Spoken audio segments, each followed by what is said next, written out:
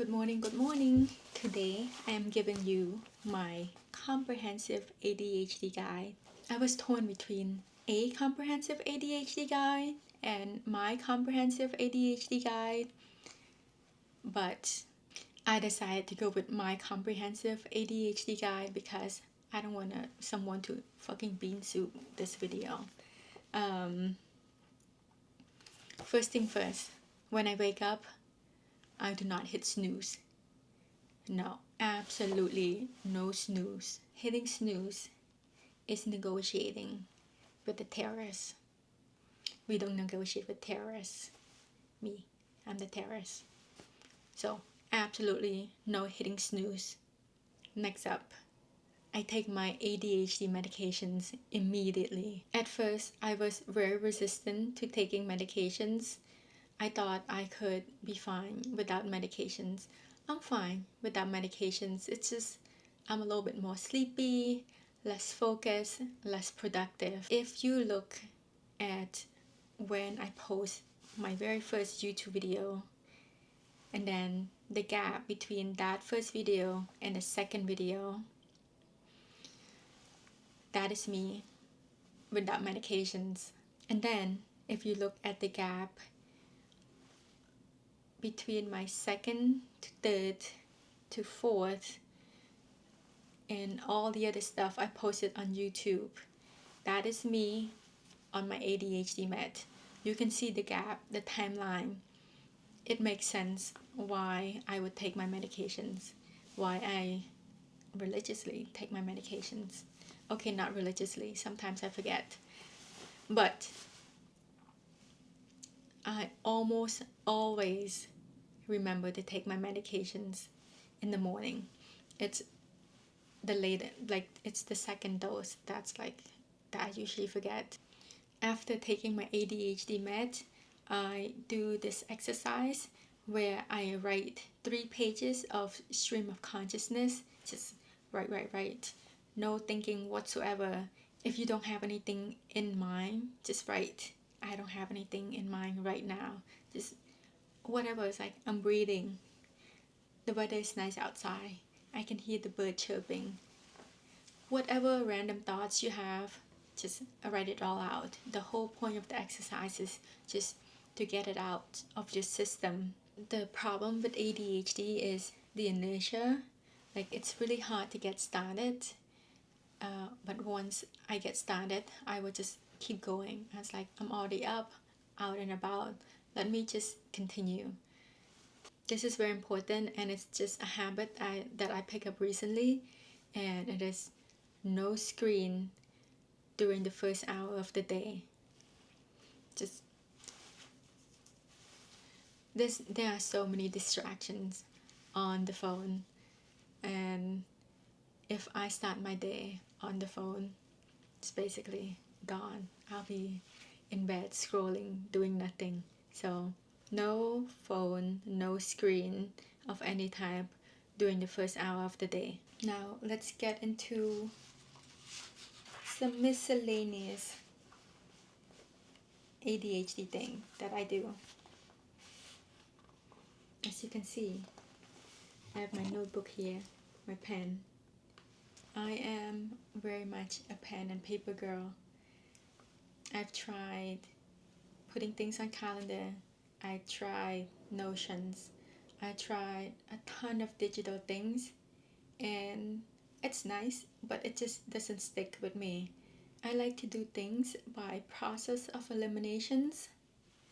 I like to get rid of my obstacles, my enemies, my things, anything in a way. I just get rid of it. This relates to me liking to burn things. So when I burn things, I write things down, things that I have accomplished. Now I can remove them from my life, and then I just burn them, return the energy back to the universe. Challenges are a really great motivators.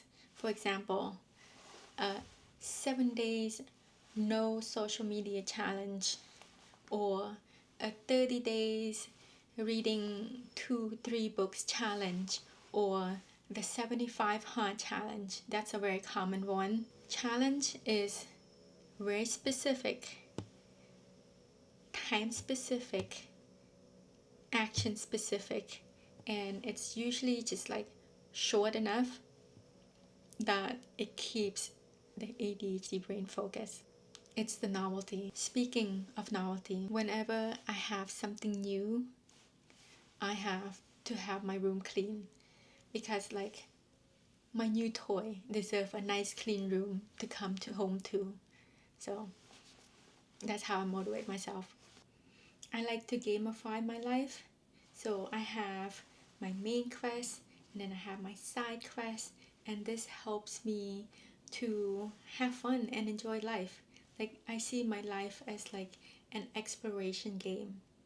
My goal is to explore as much of the world as possible and to create things.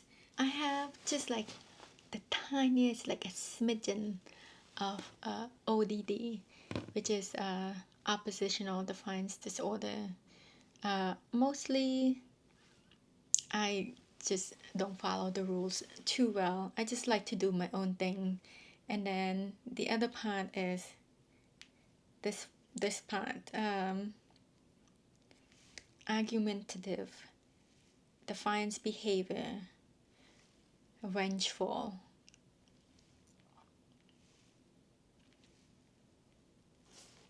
I think it's normal to seek revenge. It's fine. It is fine.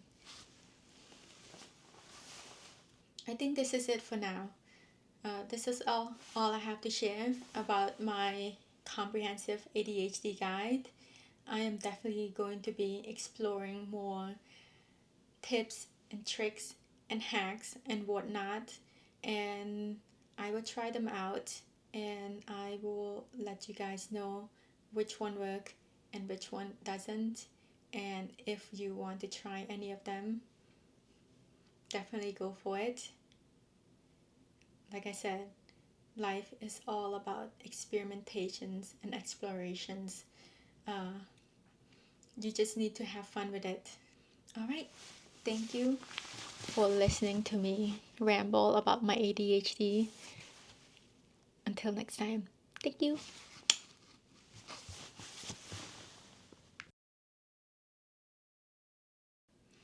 For him who has conquered the mind is the best of friends.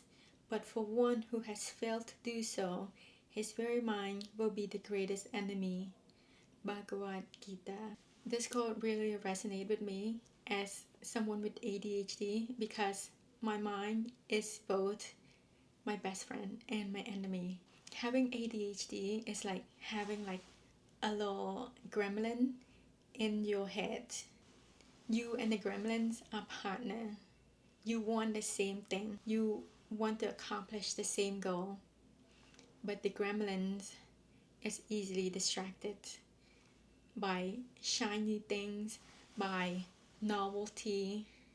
Like, for example, it's like the night before, you and the gremlin promise that's like, okay, tomorrow we are going to the museum. Right now, you and the gremlins have the same goal.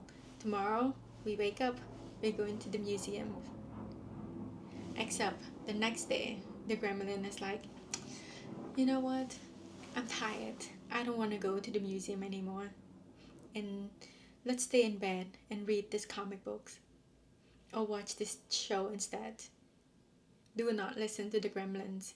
We had a deal. We came to an agreement last night. So it's just, it takes a little bit more energy to resist the gremlin. What made me think that I have ADHD? I got diagnosed very late in my 20s. There were two instances that made me think like maybe I have ADHD. And the first one was because of a high school classmate of mine. He recently got diagnosed with ADHD, and we've always been like, we share very similar way of thinking, of doing things. So when he was diagnosed with ADHD, I was like, okay, maybe there's something to this. um, I didn't really think much of it. Maybe 5 or 6 months after that first conversations, I went back to Hawaii to stay with my parents for a bit. My mom was sick, so I went to take care of her. And I was on the phone with a college classmate, a college friend of mine, and I was just asking her, like, how are you doing? What are you up to? Um, any plot, scheme, business ideas, like any hobbies or interests, anything you're working on? And then she told me about her music. It's like, oh yeah, like I started like playing the ukulele with this band, and I've been enjoying it. She was talking about just this one thing, and then I was like, okay, that sounds fun. Like anything else? Like you got any plot schemes? Anything going on? Like, and it's like, nope, that's it. Just that one thing. And then I was like, wait, so you only have one thing going on at one time? Like can, you can just pick one thing and just stick to it? And she's like, yeah.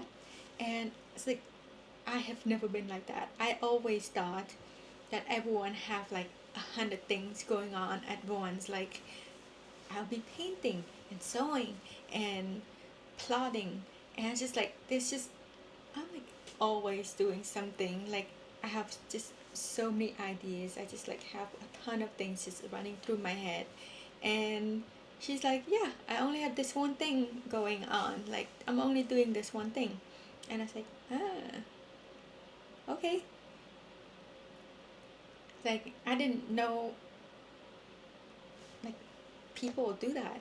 And then maybe half a year after that, a year, maybe half a year after that, I started seeing a therapist, and that was like terrible. Like I hated it. It was useless. Like I fucking hated it so much that I refused to pay the bill for it. The only useful thing that I found, well, there were two useful things that I got out of the going to therapy for 6 months. I went for 6 months. In those 6 months, I learned that therapy not for me. And two, I got referred to a psychiatrist who then diagnosed me with ADHD, who then prescribed me my current med. So those two conversations with my high school classmates and then with my college classmate was what made me realize that I have ADHD. And of course, I also went to a psychiatrist to get diagnosed and get my medications.